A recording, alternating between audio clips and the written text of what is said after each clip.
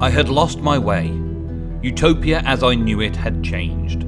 From the moment I set foot on the new land, thinking I was returning home, I knew it. There was a new air about the place, a majestic feel to my surroundings.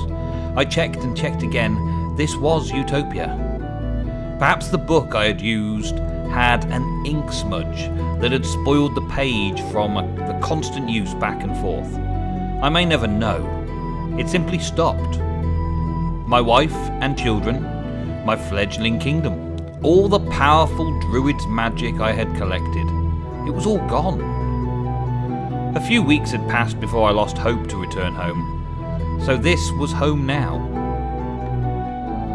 Now then, welcome back to Utopia, and this is my new storehouse.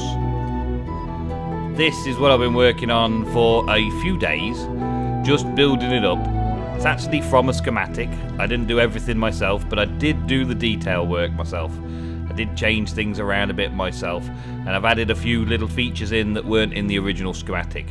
But the overall size and shape of the schematic layout is here represented. I've just changed a few wood types, like the roof types and stuff like that, and added in a smeltery over here. A smeltery chimney instead of just a normal chimney that was there before.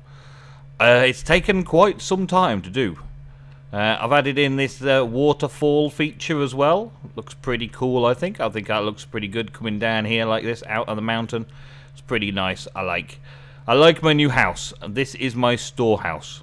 I did have the storehouse just up on the hill here, but I've moved everything out from there over to here. Oh, I forgot.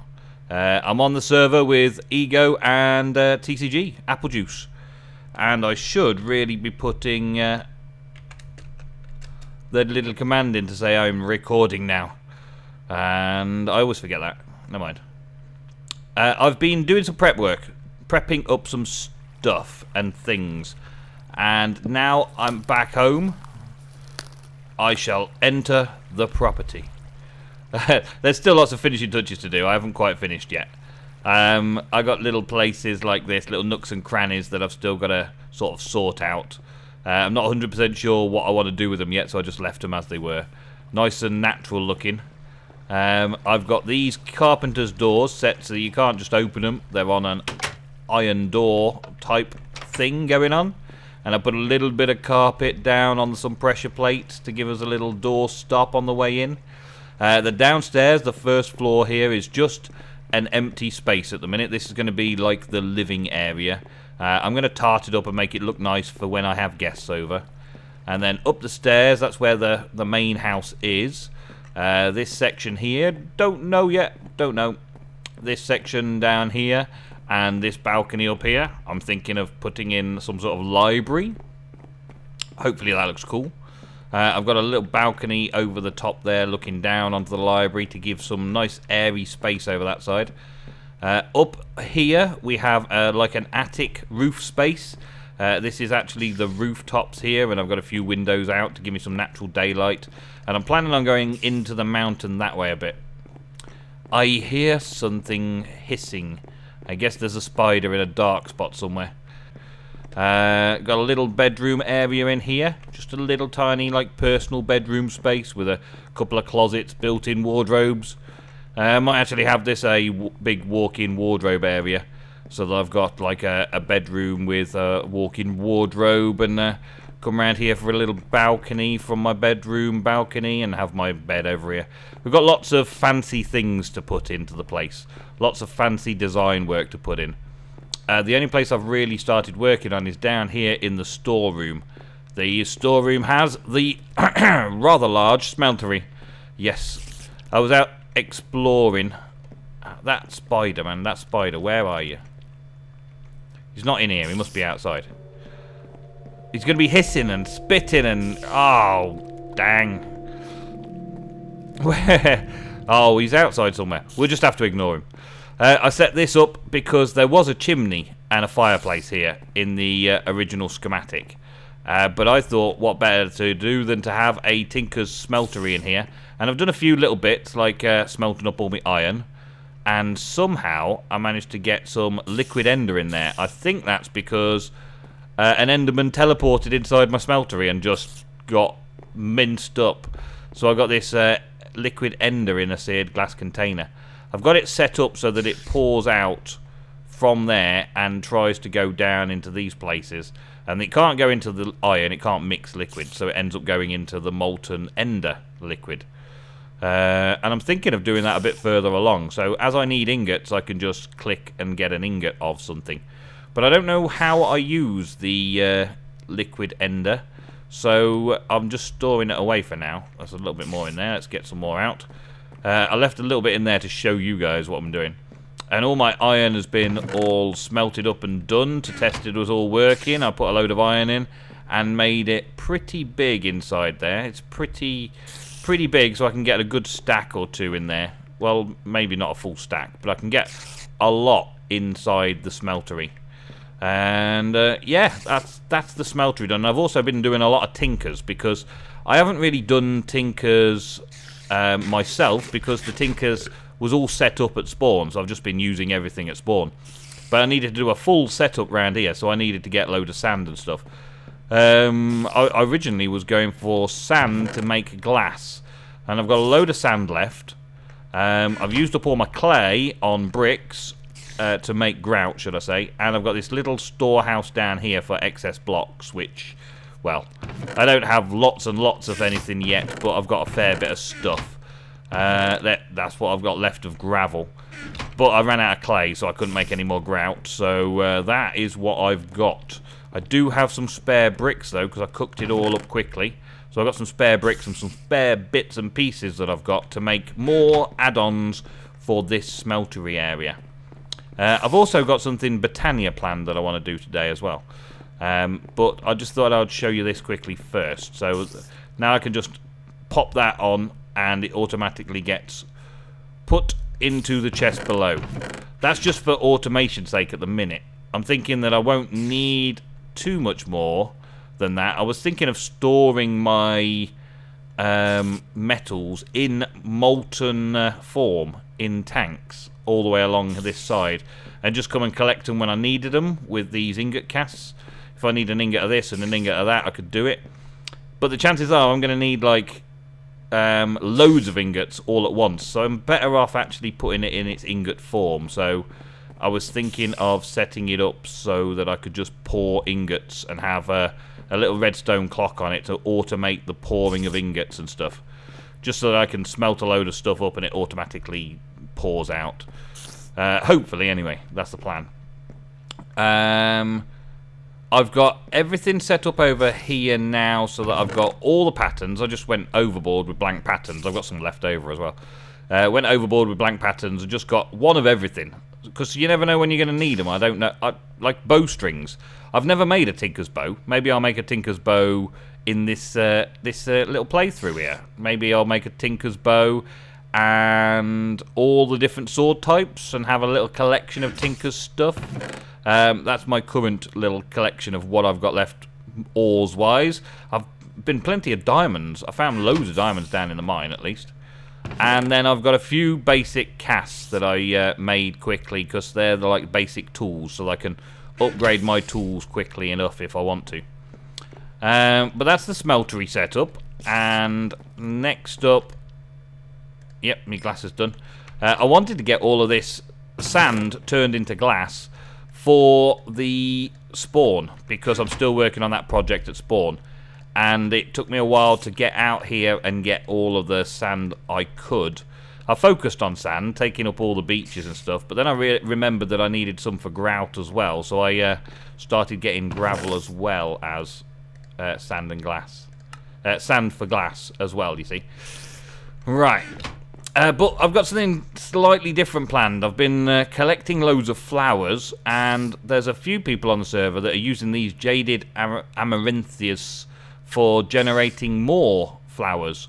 And I think the best idea is to use the Drum of the Wild to automate it with a hopper hock.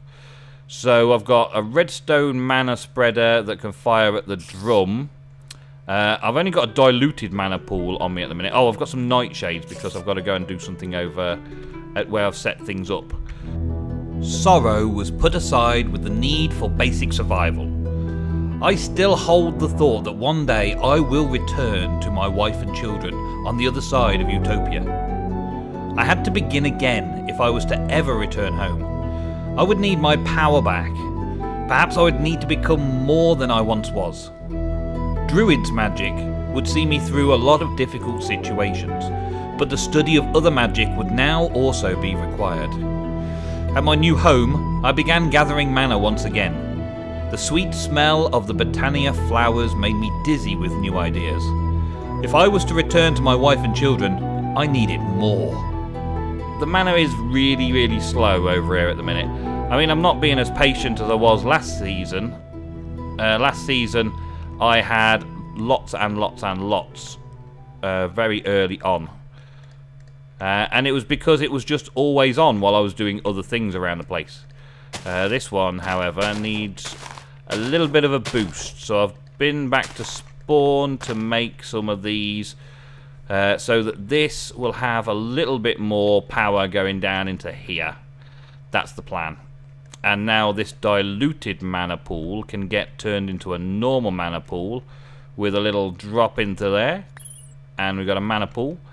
And I'll probably need to transfer that to this mana pool now. But it's getting dark, so I'm going to be back in the morning and make sure I've got everything I need to do a little setup there. It's not going to be the final setup, it's just going to be a little simple setup just to get started. I'll be back in the morning time. Alrighty then, so it's nice and bright and sunny morning, approaching midday. And I've got to figure out how to empty this diluted mana pool, because I want to put the real mana pool down.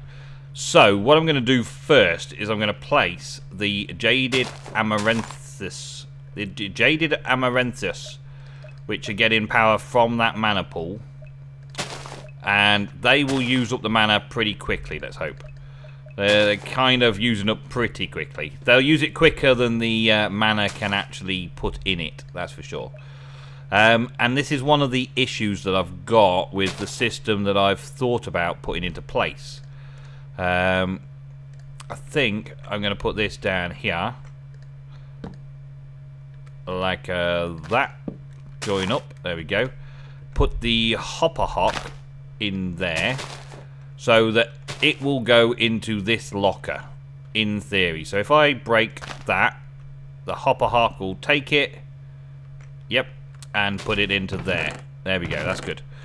So once we can change this around, we're good to go. So what I need to do now is change this around a little bit so that we get a drum beat. Now a drum of the wild is made similar to the horn of the wild, but it needs a beam of mana to come down to it. And then this is why I've got the redstone mana, so that I could put the redstone one here.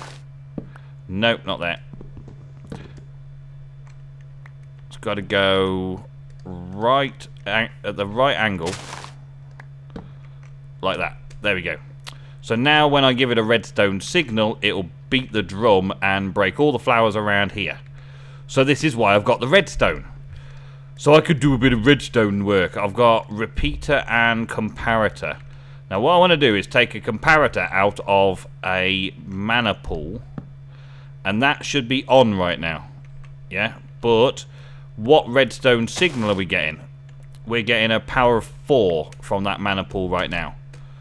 So the redstone power is power 4. When that becomes fuller, I believe it will do a better redstone signal. So I'm going to do the extension there. Now, I could continue going on and put that straight into this redstone mana spreader, which will take mana from the pool and hit the drum.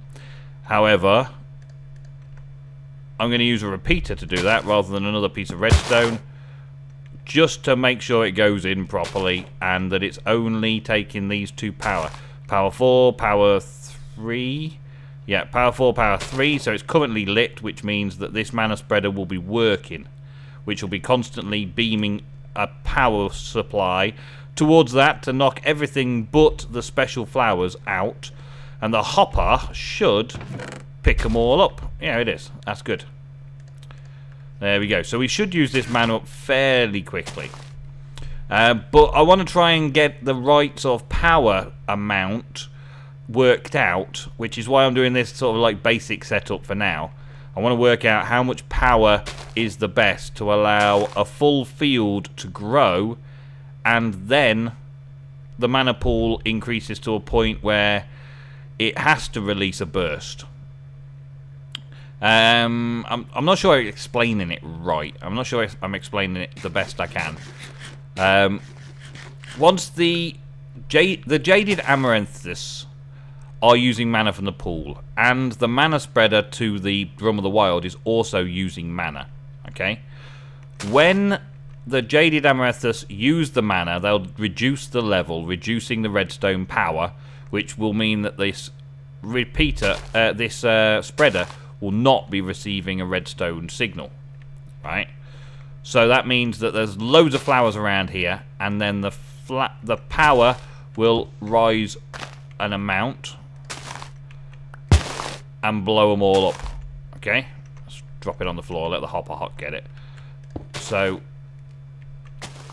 give me the redstone back. Every time that goes, it's just going to boom, do a hit. And I've got to try and get it so that we've got a steady supply of flowers coming in. If that's just booming every 5 seconds, it's just literally taking mana out, taking mana out, taking out mana. And this should go every like tick or something. Right? Which is not good really, because it's just going to constantly be firing if it just had a straight redstone signal from the comparator. What I want it to do is when the mana pool is filled up, because the Jaded Amaranthus can't use the mana fast enough because there's so many flowers around, then as soon as that happens, it'll beat the drum. And then the drum will break everything, and the Amaranthus will plant loads of flowers again, and so on. It'd probably be easier to show it if I use a proper mana pool now, because there's hardly anything left in that anyway. Let's get rid of that. Hopper Hock, take it all, and put the mana pool down there so it starts receiving. Now it's currently an empty mana pool. Mana pool empty, which means that the repeater isn't bringing out any redstone signal whatsoever. As soon as it gets to the point where it can light both of the redstones, it will bam the drum. And then that will have sent a mana burst from the pool into the drum.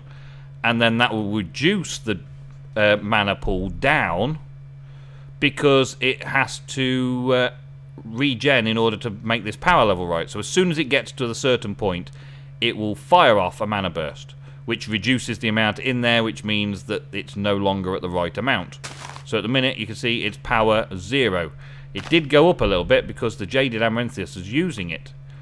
When the Jaded Amaranthus stop using it, then it'll keep building up. And when it hits the point, it will break all the flowers, taking it down just below the threshold, and then the Jaded Amaranthus will carry on taking it down below the threshold until it's all filled around here again. It makes sense to me. I don't know if it makes sense to you. Hopefully I've explained that clearly enough. The one annoying feature of this is the noise of the drum banging. So I'll put a little sound muffler there to muffle the sound of the drums. And that should give us a rather good supply of flowers for the future.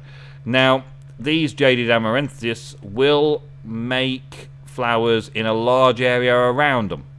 So having them against a brick wall where they can't plant flowers all the way around them is probably not the best plan. They can also plant above themselves and below themselves. So having that again is another good thing. So yeah, eventually they'll run out of space. Yeah, I think I'm over explaining it. If you didn't get it, have another look back on the video, and we'll try and see it in action at some point as well. At the minute, I've just set it up, and it's got the safeguard on it. Should be okay. We'll come back to it in another episode to see what it looks like again. And I want to find a better place to put a regular thing, like its own open space to put it in. Alright, let's go back home and go to sleep. Well, now then, I think it's about time that we got started on a Druid's Tale again. Because I'm finding so much to talk about, and I'm having so many little adventures that I'm not able to write them into my big book of adventure. My big book. Page 1 of 1. A blank slate. A blank book starting again. Oh dear. If only there was some way to have brought it back from the past. Brought it back before I lost it. Now I want an oak writing desk, a torch, some planks, and the like. Yes. And I got some oak wood. Yeah. I think I want an oak wood one. Let's make some planks. Let's make a desk with some of those, and a bing, and a bang. There we go. An oak writing desk. I also think I'm going to need a table or chair. Quickly get all the bits together that we're going to need, just to make the place look tidy, make the place look good. I think it's that, and that, and those. There we go. Have a little stool and a desk and a shelf to put it on, and I think I'm going to put it up in the library. Just so that I've got a nice little place to write the beginnings of my episodes, and the ends of my episodes will lead on to the next story in a Druid's Tale. Do I want to have a view of the trees out there? Maybe just a nice little... Maybe just a little bit. Maybe it's a good idea to have a little desk right here. And then the table can go right, or the chair can go right there. And then sitting on it, I can put my book down and begin to write a Druid's Tale.